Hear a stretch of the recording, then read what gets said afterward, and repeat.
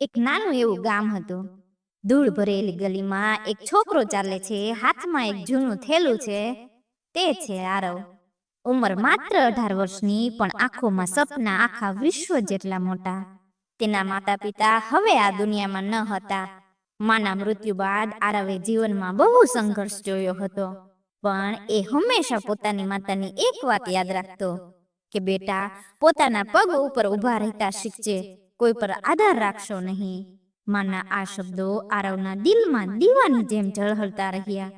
શરૂઆતમાં એની પાસે કશું ન હતું, ન પૈસા, ન ઘર, ન કોઈ સહારો. ગામના એક નાના રૂમમાં ભાડે રહેતો અને દિન રાત નાની મોટી નોકરી કરતો. ક્યારેક વાસણ ધોતો તો ક્યારેક ચા નાસ્તાની દુકાન પર કામ કરતો.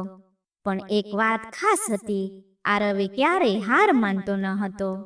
એ ખાલી નોકરી નહીં, પણ સાથે સાથે શીખતો પણ હતો. રાતે મોબાઈલ પર યુટ્યુબ જોઈને કમ્પ્યુટર ડિઝાઇનિંગ અને અંગ્રેજી શીખતો. ધીમે ધીમે એણે પોતાની નાની ફ્રીલાન્સિંગ ડિઝાઇનિંગ સર્વિસ શરૂ કરી. શરૂઆતમાં ગ્રાહકો ન હતા, પણ આરવે વિશ્વાસ રાખ્યો, મારી મહેનત એક દિવસ બોલશે. અને ખરેખર થોડા મહિનામાં એક મોટી કંપનીએ એને કામ આપ્યું. ત્યાંથી એનું જીવન બદલાયું. હવે એ પોતાનું ઘર ભાડે નહીં, પણ ખરીદીને રહ્યો હતો. આજે પણ આરવ કહે છે, કિસ્મત તો એ જ બદલાય છે જે પોતે બદલાવાની હિંમત રાખે.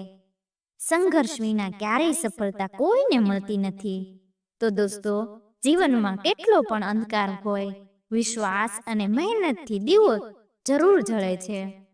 જિંદગી તોડી શકે છે, પણ જો વિશ્વાસ અને ધીરજ રાખશો તો એ જ તોડ તારી જીતની કહાની બને છે.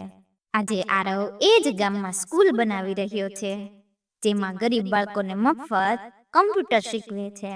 અને આરવ કહે છે કે કિસ્મત લખાયેલી હોય છે, પણ તેને વાંચવી પોતાની મહેનત પર જ છે.